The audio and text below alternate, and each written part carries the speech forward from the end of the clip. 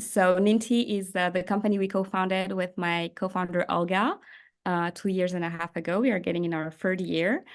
So our mission is really simple, but the core of it is really how do we make sure that we bring and democratize verified information to women going through fertility treatments and men as well, people in general, but as well as how do we make sure that employers and the corporate world are able to have a better understanding of this so they can better support their employees. So we support companies and do management training for managers, but we also have ambassadors programs. And Veselinka is actually part of one of the ambassadors program that we've done in her company. And the idea of this session with Jan is really to make sure that you have access to information that will be helpful on your journey, but also feel free to reach out to us if you need any support, really. That's really what drives us at Ninti. And Jan, the floor is yours. Thank you. Thank you. Okay, so let's get started. So we're here today to discuss how to prepare for IVF. Now, what we're going to cover today, we're going to look at the Mediterranean diet. Now, this is the most researched diet to support fertility and specifically IVF outcomes. We're going to discuss key fertility nutrients and their impact on IVF. And of course, we couldn't talk about IVF and nutrition without covering lifestyle because it's so key. We want to be thinking about everything from, exercise, stress, but also things like toxins in our environment, plastics, endocrine disruptors, and just reduce the exposure to these and therefore support IVF. And I will cover very briefly mindset as well within the IVF journey, because I actually had IVF myself and I understand how much of an emotional roller coaster it is, how difficult those 2-week waits are, etc. So, we can't ignore the fact that mindset plays a big part in terms of just, it's not going to impact whether you get a positive test, but it's just going to make things a little bit easier for you to cope with during difficult times. And then stick with me at the end because I have something that I'm really keen to share with you as well. So let's get started. So about me, I'm a registered nutritional therapist. My professional bodies are UK based, so they're BANT and the CNHC. So I'm registered with those bodies.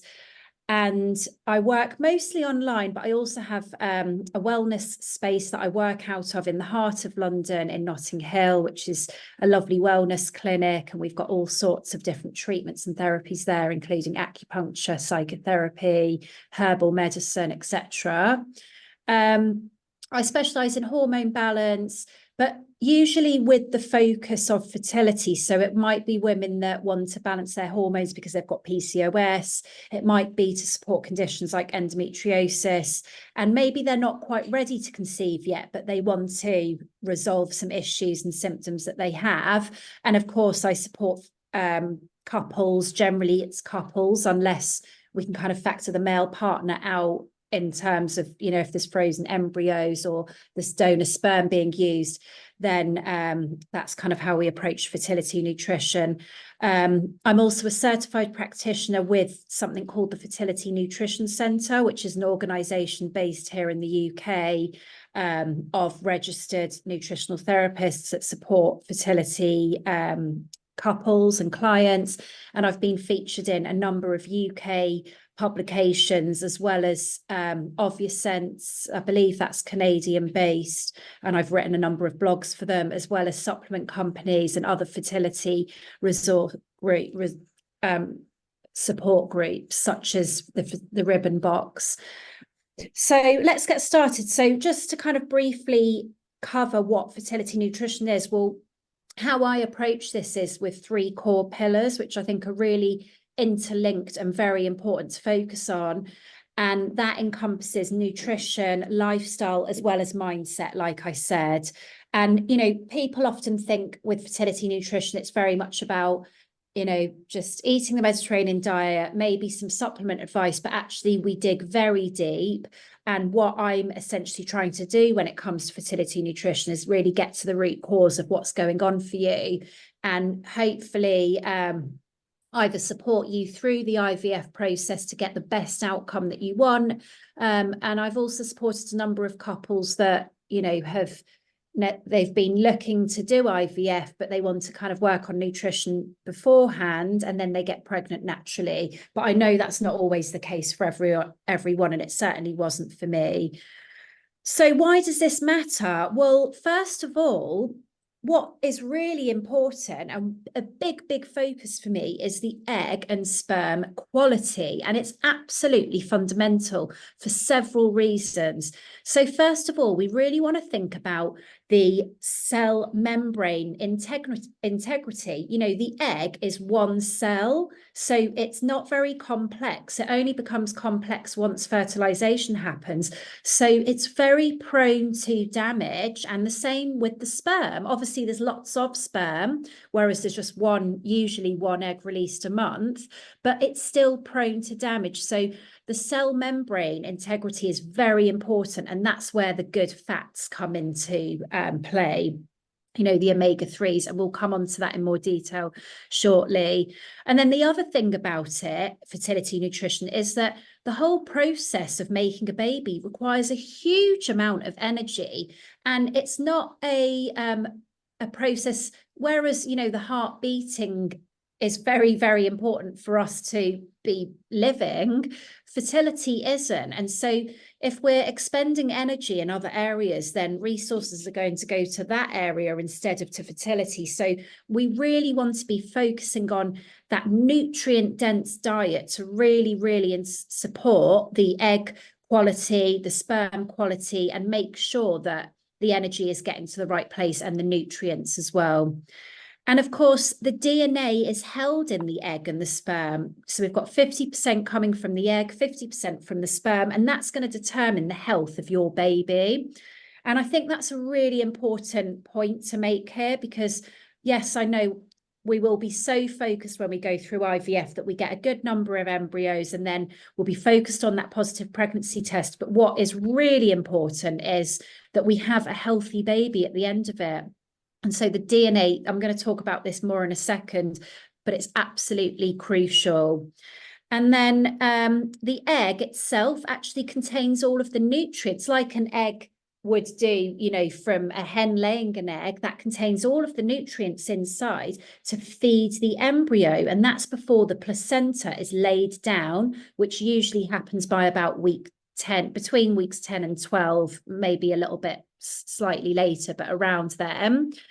And unlike all the eggs that we have as women, nutrition and lifestyle can actually increase the parameters, the sperm parameters, that is, including sperm count and concentration. So basically the quantity of the sperm. So we can't increase the number of eggs that we have, because we have all of those as we're born. And as we release more and as we age, that number goes down. But with sperm, we can actually improve those numbers, which is where the nutrition comes in, and it's so important. And then just to mention, so the genetic material is really key. It's got all of that genetic information, and the genetic code has all of the instructions that are needed for that embryo to grow, reproduce, and to function. And then the DNA obviously is passed on from the parents, and that is going to determine the future of your baby right through their entire lifespan. And we've got a huge amount of research to back this up as well, that, you know, that health, the health of you is so important, and it's going to be passed on to your offspring. And I think it's a really important thing to remember that your fertility health is a marker of your overall health.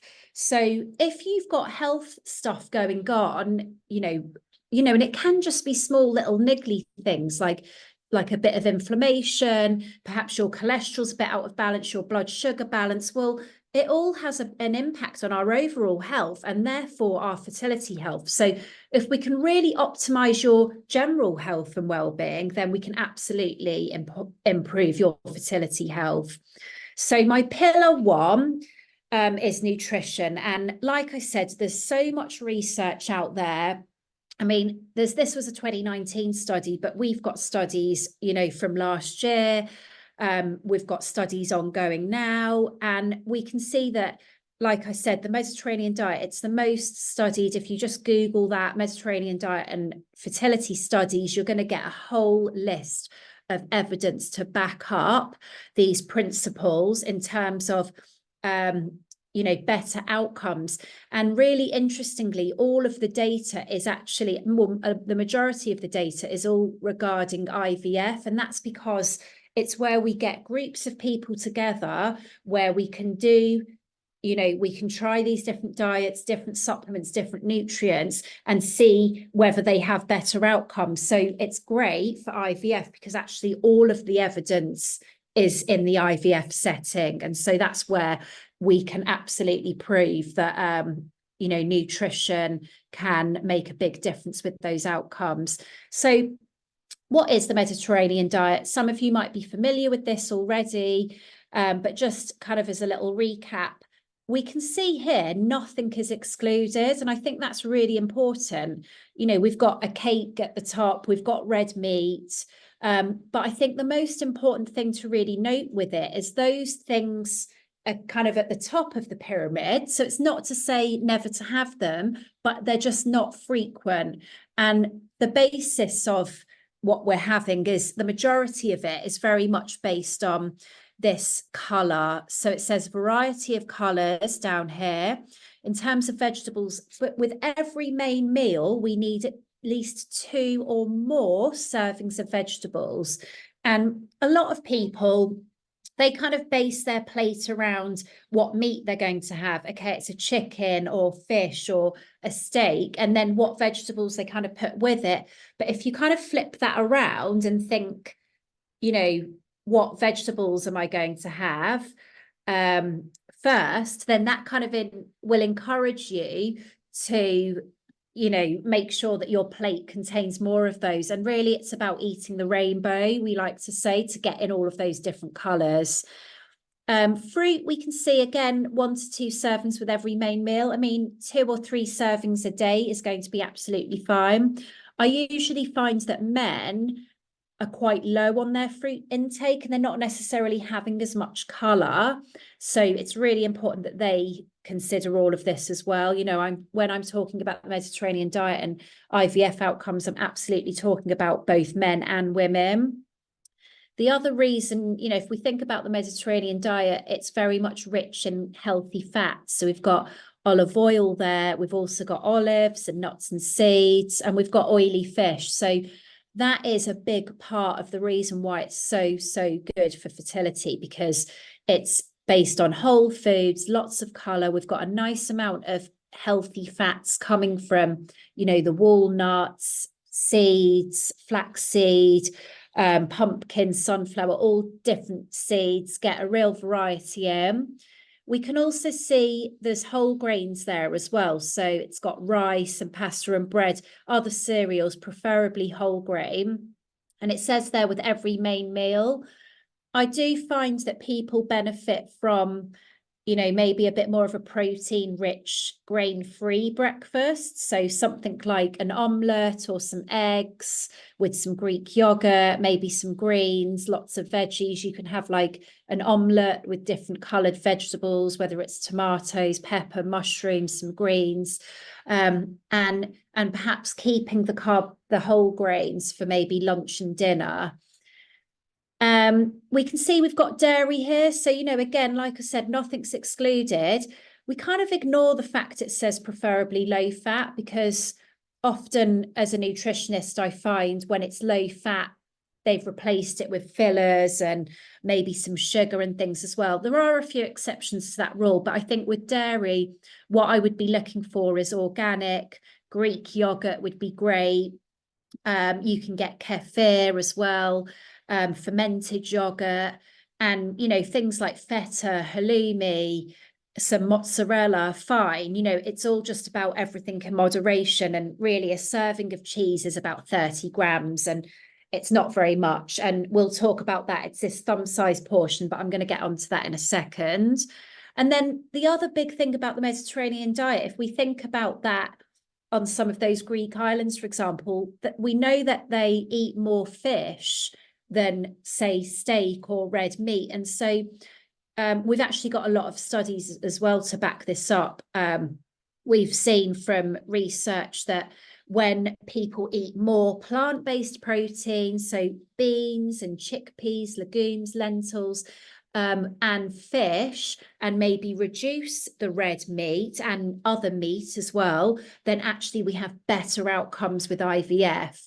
So it's not to say not to have that red meat. I think it's important, particularly for women, to make sure because we're menstruating and we lose blood every month, we need to make sure we are consuming some red meat for the iron. But I think it's about looking at how much you're having. It says here 2 servings or less of red meat, 2 servings of white meat, and 2 or more servings of fish. So sometimes that can just be like a little tweak and adjustment in your diet. So let's have a look at how we translate this to a healthy plate. So if we think about your plate, we want half of it to be vegetables. So really think, you know, eat the rainbow, get lots of colour in, try and have 2 servings of greens a day as well. I think the greens are really important for fertility. We've got the folate in there. We've got other B vitamins as well, so it supports our energy metabolism. Then with protein, we want a palm-sized portion, or, you know, it's a quarter of the plate basically. Then the grains, so, you know, the brown rice, the quinoa, perhaps it's a slice of like nice sourdough seeded bread or something. We want, again, that to be about a quarter of the plate. And when it comes to the grains, it could be grains, or it could also be starchy vegetables, and they're mostly the root vegetables. So things like sweet potato, even white potato, beetroot, carrots, because they're more starchy, they contain more carbohydrate and more sugar essentially. So it's kind of one or the other. So say if you have a sweet potato with your dinner, you don't necessarily need to have the brown rice as well. And then finally, very importantly, the healthy fats should be with every meal as well.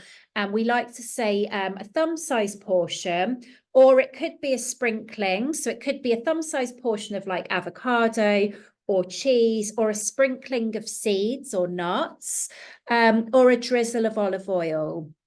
So hopefully that makes sense, and kind of you can sort of see maybe where you need to make a couple of tweaks and changes. And then in terms of nutrition, what we want to think about, what is really, really important with IVF and just fertility in general, are these antioxidants. And you might have come across this before, you know, a lot of fertility supplements will, you know, talk about antioxidants. They'll contain, you know, the vitamin C's, the B9, the folic acid, or folate as it's known, the vitamin A. But we can obtain all of these from the different fruits and vegetables that we can consume. So a really easy strategy for you is to just focus on eating the rainbow to make sure you're getting in all of these antioxidants. So, you know, make sure you have the greens. Like I said, I'd probably get a couple of portions of those in a day, and they're really important because they contain the folate, also known as the folic acid, which support not only neural tube defects in women for pregnancy. Actually, there's a lot of studies that support men really upping their folate intake to support better sperm parameters as well. So it's very important for both female and male fertility, which you might not have been aware of. And also the greens can contain some vitamin C, some K, even some iron as well. The purples contain these phytochemicals, and they're known as anthocyanins. And there's a lot of data that supports their use to support egg and sperm quality, so the DNA. They're very anti-inflammatory. And then we've got things like the beetroot, which, you know, some people might recommend to help support the lining of the womb before a transfer. You can eat things like beetroot, and that's going to really help support the blood flow. It contains nitric oxide, so, you know, there is some science behind this as well, to really support that blood flow. And a lot of the purples, again, you know, vitamin C comes up time and time again, and it's very important for fertility. It's a really great antioxidant. Then some of the reds, so things like tomatoes in particular, particularly when they're cooked, are very rich in something called lycopene, and this is very good for male fertility. And we can also find that in watermelons. So, you know, get your partners eating ratatouille, shakshuka, you know, even fresh tomatoes. Watermelon, you can add that into like a nice green salad with some feta. That works really well. But just get them having some of these reds, basically. Pomegranate, again, that's a good one to support the blood flow, like the beetroot. And of course, all of these do contain the vitamin C as well. And then we've got the yellows and the oranges, and that's for the beta carotene, which is the vitamin A. Again, really good for egg health, sperm production, and we've got other nutrients in there as well. And as we saw with the Mediterranean diet, we've got a huge amount of research to support certain nutrients as well. So, you know, we don't have time today to talk about all of them, but certainly in my clinic, in a one-to-one setting, I make sure that everyone's on a very comprehensive supplement plan, incorporating some of these micronutrients in. And a big one that we've got a lot of evidence for is omega-3, and that, going back to what we spoke about in the beginning, it really supports the cell membrane, because every cell has a fatty layer around it. So, you know, if you think about the sperm and the egg cell, well, with the egg, for example, we want that fatty layer to be nice and fluid, which is where the omega-3 comes in. And then that's going to really help get the nutrients into that egg cell as well, to then nourish the embryo. So that omega-3 is absolutely crucial. The most rich source of omega-3 is oily fish.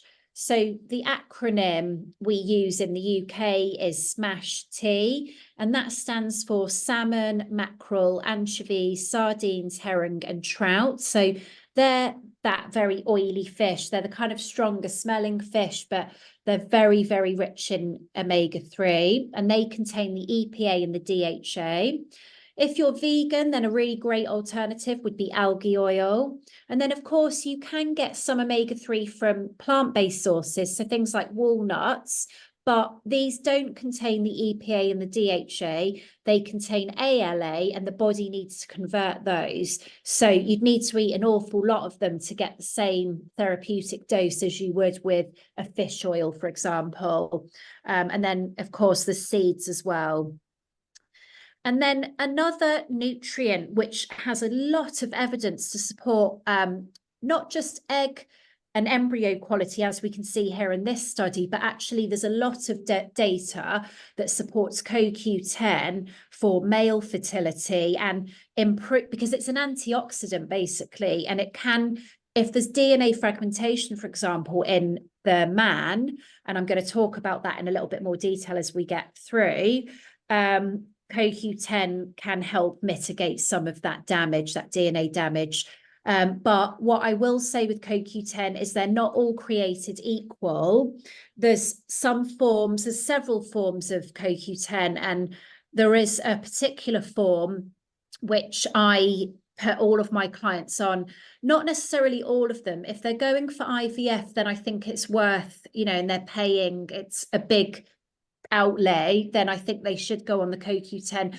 Certainly if you're 35 or over, absolutely. But like I said, it's about making sure you take the right form.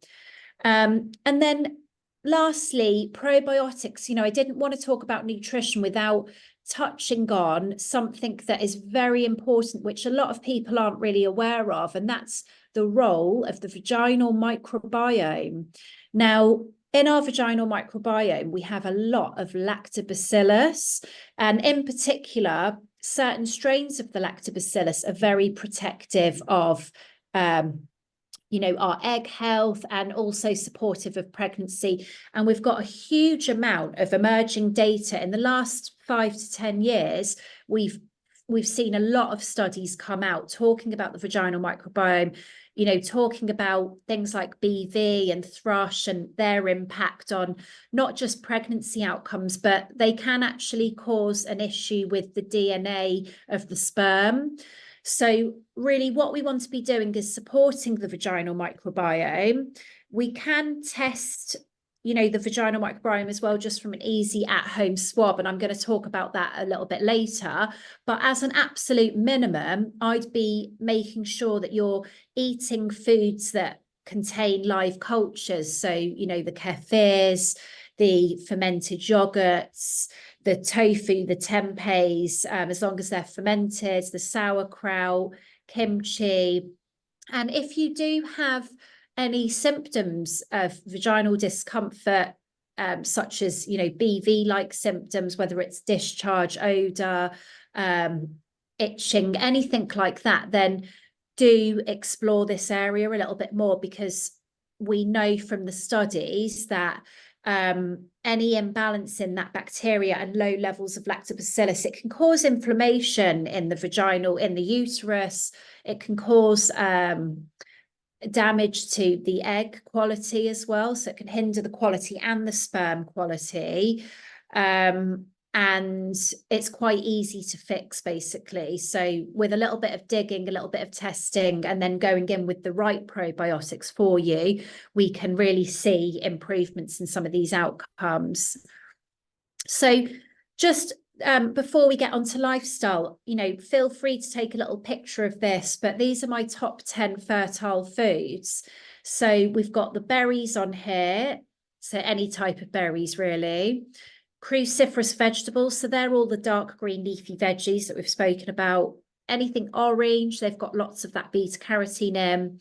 Of course, fish, and trying to go for the oily fish, at least 2 servings a week with that. And, you might want to consider a fish oil as well. Nuts and seeds, get variety in. There's all sorts of different options that you can have availability to. Just try and get raw ones instead of ones coated in loads of flavorings and things like that. Olive oil and olives. Liver is quite a good one, actually. If you do struggle with low iron levels, then as women in particular, I would definitely consider getting some organic chicken or lamb or beef liver to really help boost your levels, particularly before a frozen transfer. I always run some routine blood tests before my clients do their transfers, so that we can make sure that your body is ready to support a pregnancy. And if you've got low iron, then your body's not ready for that pregnancy. And we want to be trying some of these, a little bit of red meat, some of the liver. We can get it from plant-based sources as well, just to really up those levels, and maybe even consider supplementation. And then, like I said, the prebiotics, so they're things that feed the gut microbiome. So garlic, onion, artichokes, unripe, a little bit more green, bananas, oats, and things like chickpeas. And then the probiotic foods, which I mentioned. And then just some simple swaps for you. Again, feel free to take a picture. But for example, instead of having a white potato, go for a sweet or a purple potato. Maybe instead of like a high sugar fruit like pineapple or melon, go for those berries. Swap your white rice for brown. Go for sourdough instead of like a white processed slice of bread, or even, a white baguette or something. Try and go for something a little bit more whole grain. Seeded would be even better. Go for a savory snack instead of a sweet snack. So like I said, a handful of nuts, for example, and nuts are a fantastic one for your partners to be getting in daily. We've got a study actually that showed a handful, up to about 60 grams of nuts a day, hugely improved male semen parameters. So, get them having, instead of peanuts, get them having like a variety of different nuts. Go for dark chocolate instead of milk. You can see a few others on there. Like I said, with dairy, try and go for organic, things like Greek yogurt, feta, And I'm going to talk to you about non-organic / the clean 15 or dirty dozen when we get onto lifestyle. And, you know, just remember, this is all very, very important and it's important for both of you to be doing this, because 50% of the DNA of your baby is going to come from the sperm and 50% is going to come from the egg. So pillar 2, lifestyle. Now, there's some key lifestyle factors that can impact fertility. So we've got things like endocrine disruptors, and the endocrine glands are our hormone glands, basically, and things like alcohol, caffeine to a certain extent, and definitely plastics and other environmental toxins like pesticides and pollution in our environment, unfortunately, can have a real effect. And you know, when we look at the decline in male fertility, for example, which has kind of been particularly ramped up in the last 50 years, it's got particularly bad, and certainly the last 20 years, it does coincide with the increase of plastics and chemicals in our environment and pesticides and things like that. So it's kind of no wonder, really. Exercise, you know, it can impact fertility more from like a hormone perspective. So I'm going to talk about this in the IVF setting as we go through. So we'll come back to that. And sleep, again, it's really important for your hormone levels. I mean, during IVF, you know, you are going to feel anxious. So if you're not sleeping as optimally as you would normally do, don't worry, it's not going to impact your chances of success. It's probably more if you're looking to support natural fertility, then, you know, we know poor sleep of like 5 or 6 hours a night for men can really lower their testosterone levels, for example. So but I'd say to get through the IVF process, making sure you're getting good quality sleep is also going to be important to help support your mood and your mindset and help reduce anxiety. And again, stress, yes, it's going to be very stressful going through IVF. You know, for some people, I'd say the egg collection, it's more physically demanding on your body. When you get to the transfer, that's where stress can really kick in. It has more of an impact sort of preliminary when you're looking to support your fertility. You're going to be on a protocol that involves drugs and that are going to be, you know, replacing your hormones. So in an IVF setting, it's very controlled, and it's not, if you feel stressed and anxious, it's not going to impact your chances for success in IVF. But I would say it's just about managing that process, particularly during the 2-week wait. But let's have a little chat about alcohol and caffeine. So my take on this, and again, it is backed up by evidence, I think it's really important to kind of focus on quality over quantity. So we know that over about 5 units of alcohol a week can have a detrimental impact on sperm quality, for example. But also it's really important to think about what we're drinking. So grapes, for example, are very highly sprayed. So if you are drinking wine, then you do want to make sure that it's organic and biodynamic. And when you have caffeine as well, so coffee beans can actually contain mold and mycotoxins, for example.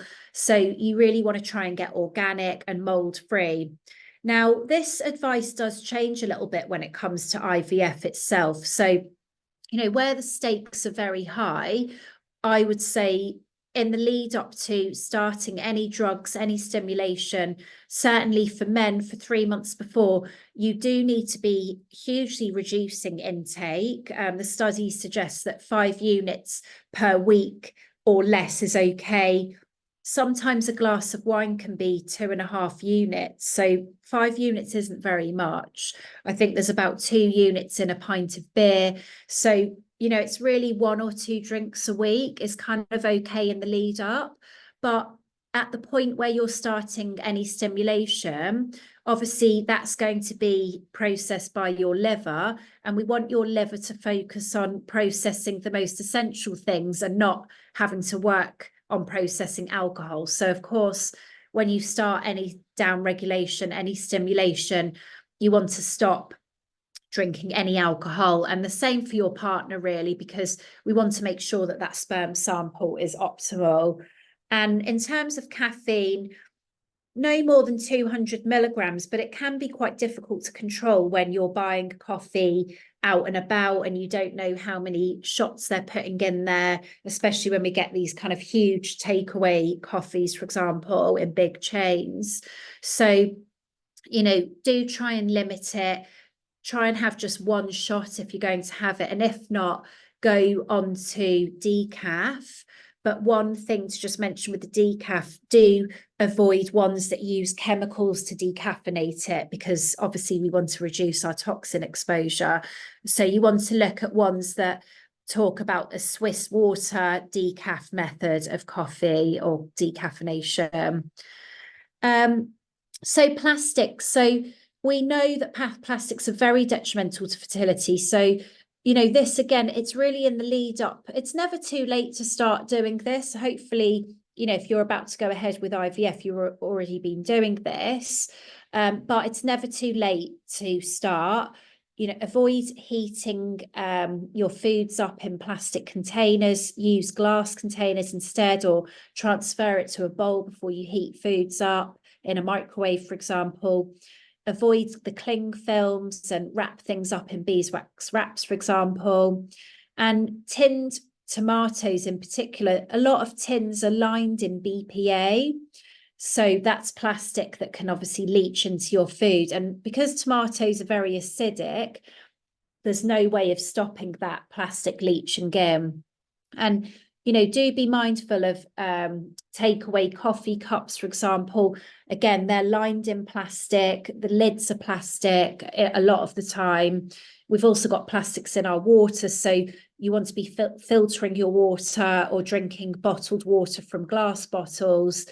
And do be mindful of, you know, non-natural cosmetics, body care. You know, is your partner spraying lots of hairspray or using spray deodorants and things? So try and switch to more natural products. And you see here chewing on pens. It might sound a bit strange, but I did have a client once who had a real problem when he was nervous. He was like constantly chewing on his pens. And you know, he's taking in that plastic directly. So you really want to be limiting your exposure. And then next, we've got a lot of evidence that backs up that pesticides are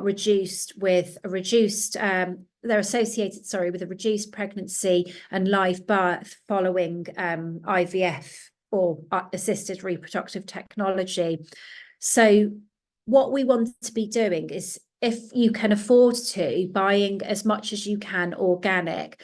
And I know that's not always an option for everyone. So what I have done is just pulled together a list. Now, this is from the Food Standards, the European Food Standards Agency, or Association. So this is actually the foods in the EU that were particularly high in pesticide residues. And so these are the things that you want to try and buy organic. Now, this list does vary sort of region to region. Unfortunately, in the UK now, we because we're out of the EU, we actually have less stringent rules and regulations around pesticide use. And we are now using about 40 or more pesticides that have been banned in the EU, which is really upsetting.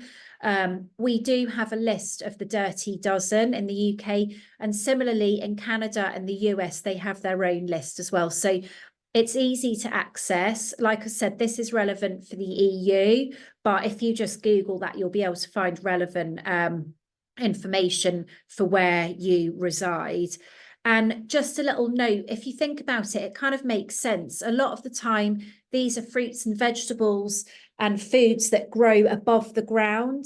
And they're the things that, you know, the slugs and the bugs and things like to eat, and the birds. So, you know, they're using pesticides to reduce that. So it's often tomatoes. I see that a lot coming up on these lists. I see leaves, you know, lettuce, spinach, all sorts of different leaves, and berries and grapes are always on these lists. So, you know, those are the things I try and make sure is a minimum.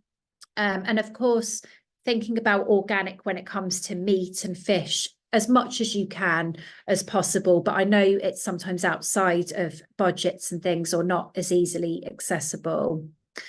Now, let's talk about exercise. And I think this is quite confusing for some people, particularly around IVF.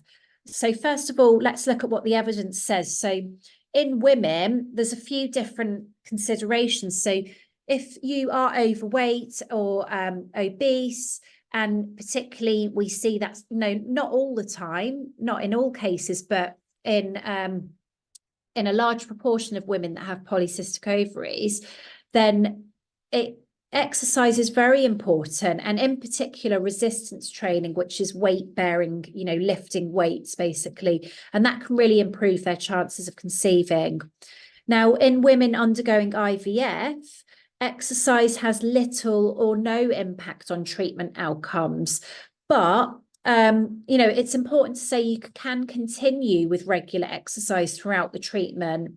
But what I will say about this is, if you are at the stage of egg collection, obviously your ovaries go from, you know, walnuts to small kind of oranges. So and then they're very much just attached on the fallopian tube. So we want to avoid any twisting as they become very heavy. So I would definitely reduce the amount of, you know, you don't want to be doing anything too intense. I'd avoid things like running just for those 2-3 weeks while you're going through that process. But otherwise, you can continue with what you're doing. And again, in the 2-week wait, you might want to kind of just reduce the intensity of your workouts. And then, like we can see at the bottom here, in healthy women who are trying to conceive, vigorous exercise, which can impact fertility, should be considered. So, for example, if someone isn't at the stage of IVF yet, but they're just wanting to support their fertility and their cycles aren't very regular, they're not ovulating, maybe there's a lot of stress going on in their life, then you don't want to be adding to that stress by doing too much intense exercise. And really interestingly, the same goes for the men. So we can see here that high intensity, very high intensity training can increase DNA damage. So the oxidative stress, basically, in terms of the sperm, and then that can reduce the semen parameters. So we see, you know, changes in the semen and therefore pregnancy rates. However, low or intermediate intensity exercise is actually very good. So I think the main thing to think about here is that it's very much about that balance. Again, for both men and women, weight-bearing exercise is very, very good to build that lean muscle mass. It can help with weight loss, help with your hormone levels as well, building testosterone in men. And, you know, just keep those very high intensity workouts, you know, for occasional use with regards to men. So during IVF, I mean, firstly, if you're not exercising at all, do something and just start small, you know, 10 minutes a day, and you can start building this up. And really 30 minutes of exercise should be what we should be aiming for every day. And again, it doesn't have to be going to the gym and doing any crazy workouts here. We can just be walking, and movement and exercise is very important during IVF, because we want to make sure we're getting that blood flow in the same way that acupuncture can really help with IVF and fertility. It's supporting that blood flow to the reproductive organs. So you don't want to be sitting down, not moving about. You need to be making sure you're supporting that blood flow. And really just focus on what you enjoy, and do try and get those weight-bearing exercises in as well. But like I said, you want to avoid high-intensity workouts during IVF, particularly obviously at the egg collection stage, and even during the transfer. So, you know, it's not going to, if you go cycling or something, it's not going to stop you from getting pregnant during that 2-week wait. But, you know, you want to avoid too much high intensity, especially just during those 2 weeks, and kind of see how you feel once you've got past that positive pregnancy test and you've maybe had your initial scan. But definitely do some form of exercise, but keep it lower intensity. And then when we're thinking about exercise, one thing to really mention with men is they really want to avoid heat to the testes. So, you know, their testes are on the outside of the body for a reason. We need that temperature to be at least about 2 degrees lower than body temperature. So they really need to make sure they're wearing loose boxers, loose trousers or pants. Avoid layering their clothes. You know, sometimes I see men in the gym wearing those tight leggings and then they've got shorts on top of it, and then they've got their boxers presumably underneath, and it's a lot of synthetic fabric. And if they're working out and they're getting sweaty, then that is going to raise that temperature. So really think about loose clothing. Basically, in the summer months, they should not be wearing jeans outside. Try and get them to get the shorts and loose boxers. Avoiding very hot baths, showers, you know, hot showers, basically, you know, scorching hot I'm talking about here. And again, with the gym and exercise, I see a lot of men sitting in the saunas and steam rooms, but it's really bad for sperm quality. Again, cycling, more excessively really is bad for the testes, but you can mitigate that. We can get cooling underwear now, and even the seats as well for bikes. And a lot of the studies talk about it being a little bit more like 4 or 5 hours a day. But if your partner's training for a triathlon and you're, you know, going through IVF, you know, they really need to be reining it in and just giving you that 3 months of time in the lead up to IVF to really reduce any risk of DNA damage, basically, to their sperm. So some simple swaps, like I said, go for organic wine, go for the Swiss water decaf coffee. Instead of storing your food and drink in plastic, like water bottles and plastic containers, go for metal, glass, etc. Get a reusable glass coffee cup. Get beeswax wraps we have here for cling film instead of cling film, or even like cotton little pouches you can put your food in. Go for fresh tomatoes instead of using tins. We use a lot of tinned tomatoes here in the UK, but you can easily swap that out. Instead of going for non-organic, just try and get whatever your dirty dozen list is in the country you reside. Try and get those as a minimum. Filter your water, and maybe kind of swap any real high intensity workouts for low intensity workouts. And, you know, another thing with lifestyle, we cover this more in mindset really, but in terms of the sleep and the stress, you know, we're all addicted to our phones now. So instead of scrolling on your phones, have some rules in place, you know, no phones after 8 o'clock. I know, you know, we're on screens a little bit later here now, but once you're finished, wind down and truly get your body and your mind ready for bed, basically. And then finally, mindset. So just to remind you, you know, going through the fertility journey, it's really, really tough, but you're not alone. 1 in 6 now are globally affected by infertility. And, you know, the data in terms of this increasing is actually quite scary. The way that sperm quality's been declining in the last 20 years, we're on quite a bad trajectory. But it doesn't mean that we can't improve it, like we saw with all the nutrition and the lifestyle. So in terms of supporting your mindset, there's obviously lots of things that we can do. I'm a big fan of mindfulness and gratitude practices. So, you know, it might be some nice breathing exercises that you can do. Perhaps it's journaling. There's all sorts of journals out there you can get. There's actually an IVF, I think it's IVF positivity planner now. So just Google that and you'll be able to find some nice options. Getting out into nature, it's really important. In fact, I tell all of my clients during the 2-week wait, when, you know, you're feeling pretty anxious, you're maybe Googling a lot to see if you've got any symptoms of pregnancy and things like that, just try and focus your mind on getting out, getting some fresh air, time in some green space, whether it's a park or go out to a nice woodland or go to the beach. Just do something that's just connecting you with nature and finding joy in the little things as well, because, you know, I know on the fertility journey, and particularly with IVF, it's all consuming.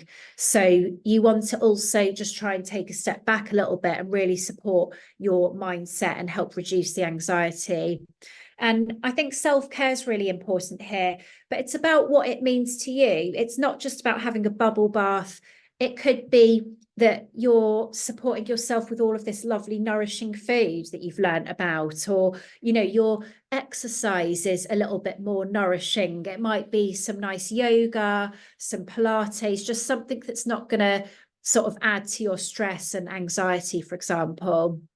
I'm a huge fan of things like acupuncture and reflexology, for example. And again, with acupuncture in particular, there's a lot of scientific evidence to support its use during IVF. And, you know, just try and celebrate some of your small wins as well. So after today, you know, this week, go back to these slides and think about how you're building your plate. You know, do you need to increase your oily fish intake? And just celebrate those small wins, because it's really those small changes that can make all of the difference. And, you know, don't put the pressure on yourself that you have to do absolutely everything we've talked about today. Even just a couple of small changes can really have quite a good impact. I think it's really important to find your support system as well. So, you know, sharing your journey and talking about it with friends, with family, obviously your partner. I think psychotherapy or counselling is very important.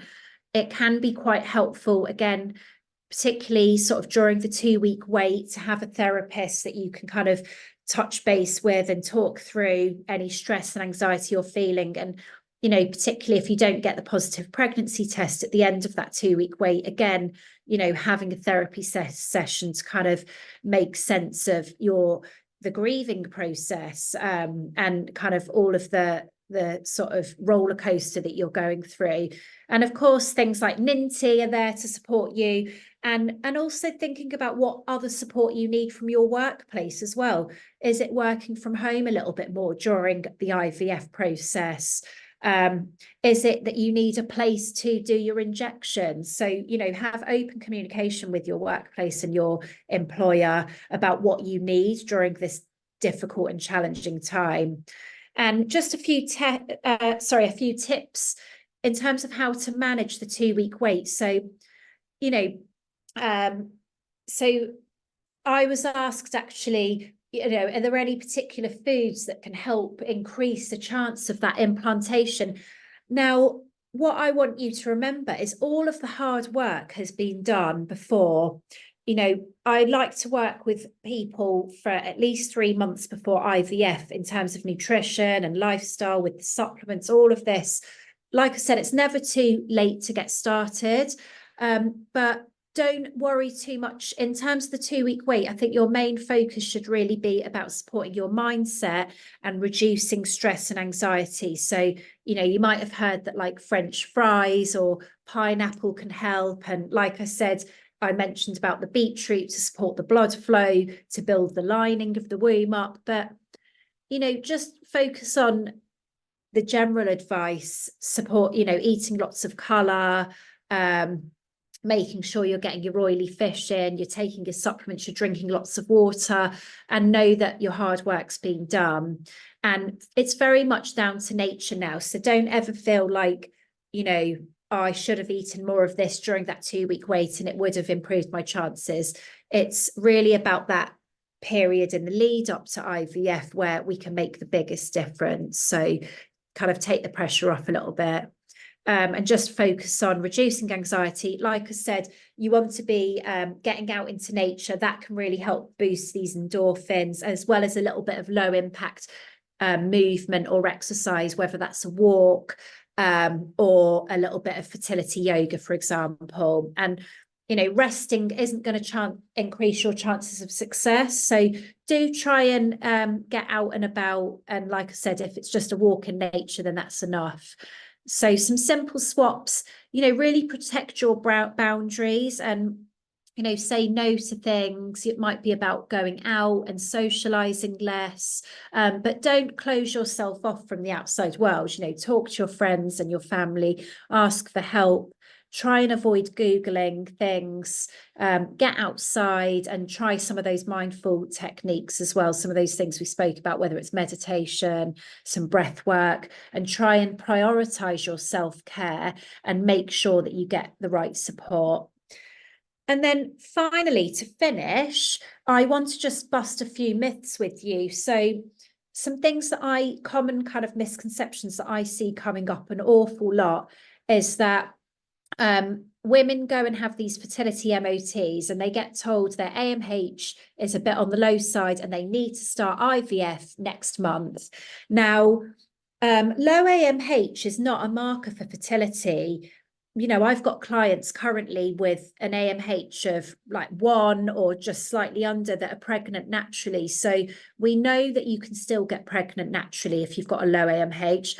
And I would really encourage you to put in the time, at least I'd say 3 months, because yes, you might have a lower ovarian reserve, but that doesn't tell us anything about the egg quality. And like we spoke about at the beginning, the nutrition and the lifestyle can really support that egg quality, so that when you get to the point of egg collection, you're going to be collecting, or they're going to be taking the best quality eggs that you can produce. So that's myth number 1.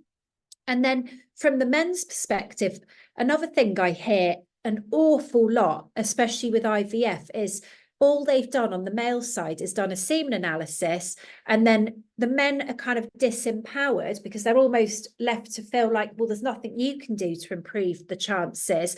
And the focus is very much on the women, the drugs, the protocol, the hycoses, all of the tests that lead up to the egg collection. And all the man can do is just provide his sample.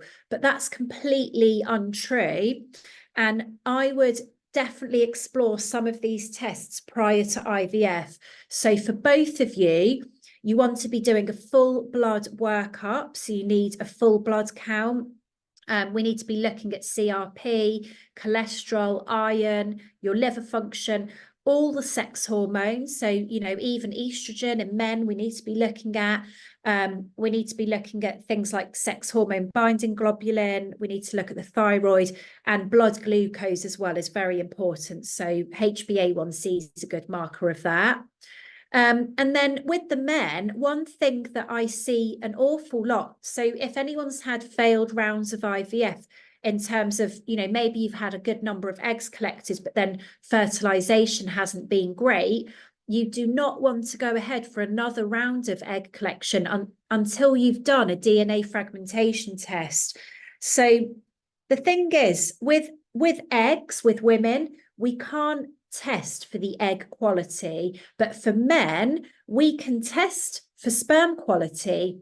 And that is this DNA fragmentation test. And any good IVF clinic has access to this. And if you ask them, they should be able to run this for you. And if they don't, then find out somewhere that you can go to do this. So it's not a standard test, but it should be, because the semen analysis only tells us what the sperm looks like, and it doesn't tell us what the quality's like. And ICSI isn't the answer for this, because if there's DNA damage in the head of the sperm and they're selecting the sperm to fertilize the egg, they might be selecting a sperm that has DNA damage. And we can really improve this a lot through lifestyle and diet. It's hugely important.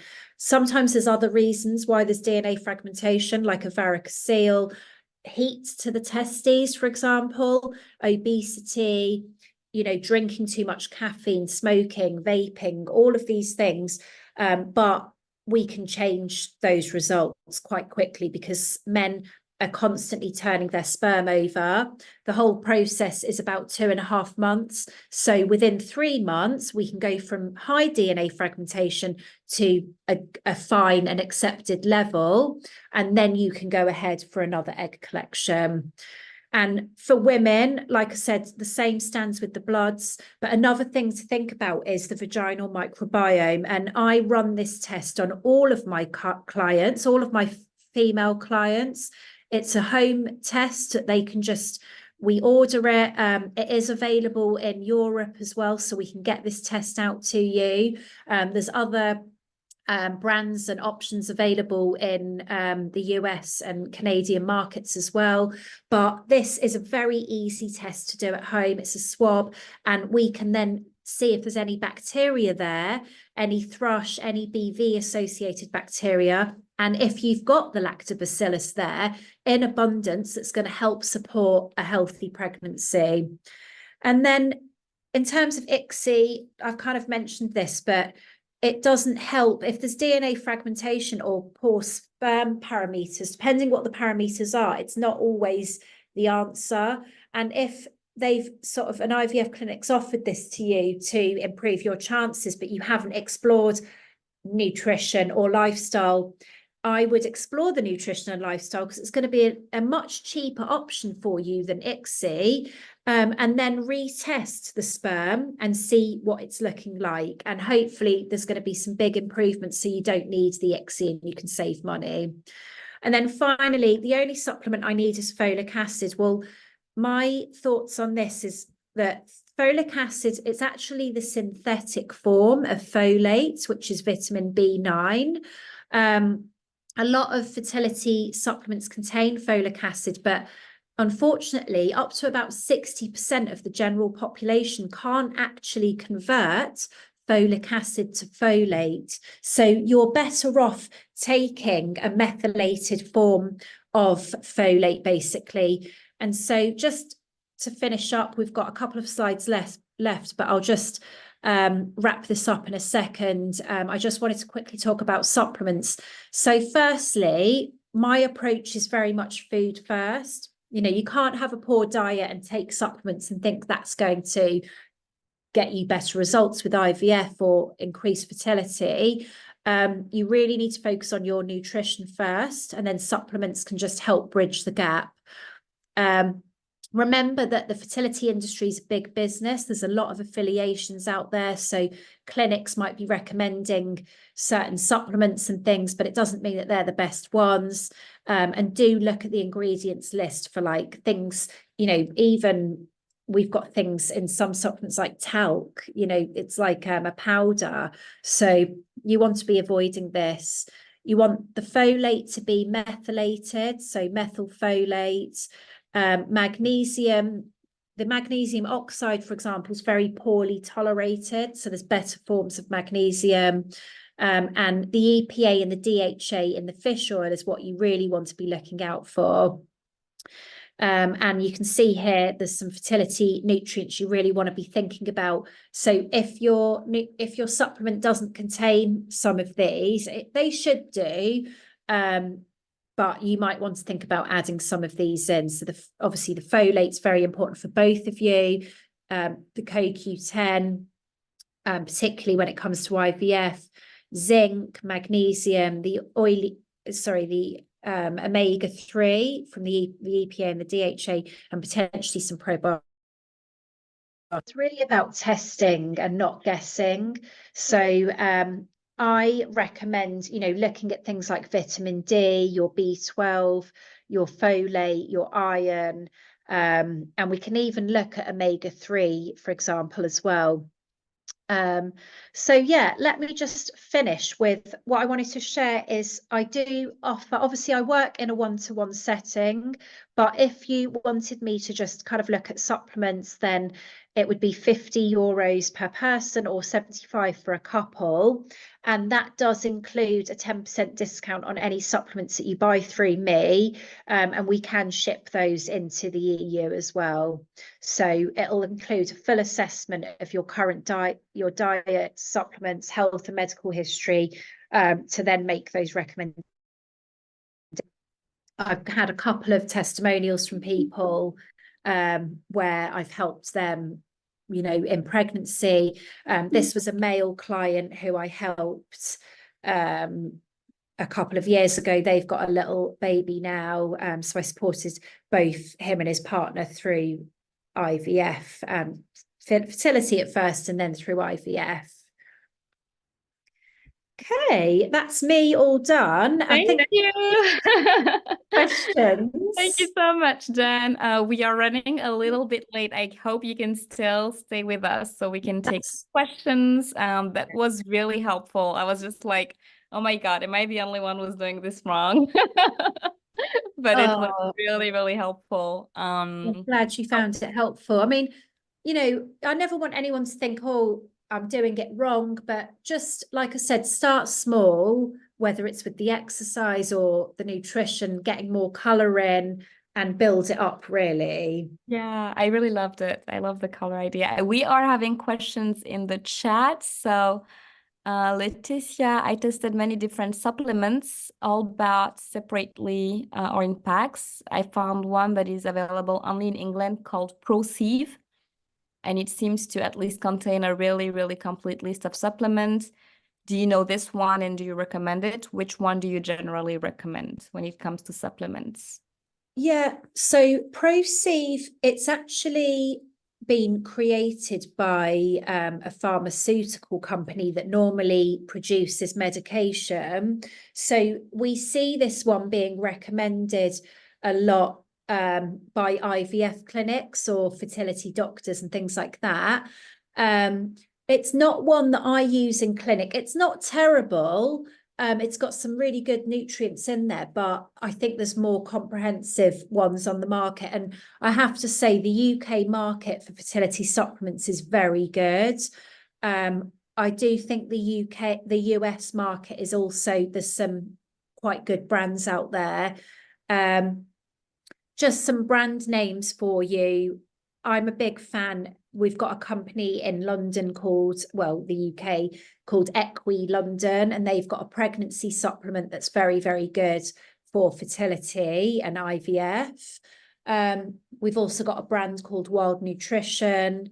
We've got an omega-3 brand called Bare Biology. They're all very good. In terms of the US, and actually it's quite an international brand, there's Pure Encapsulations and there's also Thorn and Seeking Health. They're all very nice brands. But, you know, if you want more personalized support, I would definitely book in the supplement review and I can give you more specific recommendations. Thank you. Thank you so much. And I can find those and share it with you all in the thank you email I will send. We have two other questions. I know all this, started big, read books, attended webinars, even took courses, but I'm not consistent. How to build discipline and apply what you know? And the second question is, IVF process is standard, but every woman is unique. How to get in touch with ourselves and discover what we need in particular to get pregnant? Okay. So yeah, the first one is, you know, it's very overwhelming because there's so much information out there. And obviously it's great, you know, that we can do these webinars and things, but it's never going to be as good as having one-to-one support. And this is where, so I work with couples as a minimum of 3 months. And I find by the end of the 3 months, you know, you don't need me anymore. You know how to build your plate. You've got all of the recipes. You're also finding recipes in other places. and you're consistent with it because you're sleeping better, you're more energized, bowel movements and gut health is better. And, you know, they don't want to go back to how they were cooking or eating before. It becomes a real lifestyle change. So I think it can become very overwhelming. And I feel sorry for people when I hear this, because you're bombarded from every direction with information and different books and webinars, etc. But yeah, it's not ever going to be as good as getting the one-to-one support. So, you know, if you want to book in a call, then feel free. I offer a free 30-minute call and we can talk through like what you've done so far and, you know, what support you need, and we can have a look at what that would look like. But I'd say you'd probably benefit from more bespoke support. And then, yeah, in terms of every woman and every man, you know, you're all unique. I would say make sure that so the IVF clinics are only going to do some basic bloods they're just looking to see whether you're suitable for IVF. They're not looking to optimize your health ahead of IVF. So to make sure that you're doing what you need to support your body, you need to do a full blood workup. And on my list there, I didn't include, I should have had on there actually vitamin D and B12 and folate. You need to be asking for all of that. You need to look at what your iron levels are like, for example, and not just iron or ferritin. You need the full iron panel. In the UK, we have lots of, you know, private testing that we have available to us, but you should have access to somewhere that you can, you know, whether it's your doctor or paying for some private bloods, then absolutely do that. And I think the testing is a really big part of what I do as a fertility nutritionist, because it's not about just telling people to eat the Mediterranean diet and you know, doing these lifestyle things. It's, I want to know what's going on for you in your health journey. I want to know what's going on in your at a blood level. I want to do some vaginal microbiome testing, maybe even some genetic testing to see where things might be challenging for you. I do stool, like gut testing an awful lot, because that's very much interlinked with our hormones and our fertility. So testing, I'd say, is really where we can then ensure that what we're doing is going to be unique to you. So, you know, in terms of what's available to you, there might be some vaginal microbiome testing you can do yourself. We have quite a few options in the UK now, but I'm not aware of anything specific in the French market, for example, but definitely the blood testing as an absolute minimum is where you can kind of learn a little bit more about what you need to do to have a successful IVF journey. Yeah, absolutely. And it's true that in France, and I don't know, in other European countries, I've looked at some of the regulation, because you have their social security that fund most of your IVF protocol. There's a lot of things that they don't include. Yes. Because of budget reasons, and it's already great that they're funding a big part of it. So what sometimes I personally do is I ask my doctor to add some testing on the ordonnance, on the prescriptions. This way you get your refund as well. But also, if you are employed, I know that some corporations, based on your company insurance health plan and the health plan that they use, some of them actually refund some of the fertility blood tests. So you can also check on your health plan if you're working for like a company, or you can actually bring it up to your health officer within the company and just ask about health plans and the reimbursement, and if these are things that could be included when they do their negotiation at the end of the year with their insurance companies. Yeah, that's a very good point. I see that so I write to my clients, either their consultants at their IVF clinics or their doctors, to request bloods. But some of my clients, they have this included in their workplace. So that's fantastic. So, you know, I'd say with the bloods, I always try and get that free if we can. So, you know, you're not having to outlay extra cost on some of this testing. But yeah, a lot of it is added extras, especially when we're looking at things like the DNA fragmentation test for sperm. You know, obviously that's not going to be included in a standard protocol or testing plan for IVF. But it is absolutely something to maybe pick up if you think that that might be an issue. I mean, I believe it should be standard, but it's not, we're not quite there yet. Yeah, and do we have any other questions before we close the webinar? I think if it's, you can either share in the chat or raise your hand, or also we can close and say goodbye. Jen has her profile on Ninty. I know that some of you are on Ninty, so we can also share the link to her profile, and you can book sessions with her directly. And also feel free to share with us how we can keep supporting you at Ninty, even though a big part of our mission is in the workplace, making sure that we bring you and that we support you through this kind of content is really important. And thank you so much, Jen, for this great content that we will be sharing the replay with our community members, and also creating an article so people will be able to keep learning about all of this. Thank you so much for having me. Yeah. So thank you. Bye. okay, great. Thank you very much. Yeah, thank you, Laetitia. Bye. Thank you, Angel. Thank you, Almasa, Jeremy, and everyone. Bye. Bye-bye. Recording.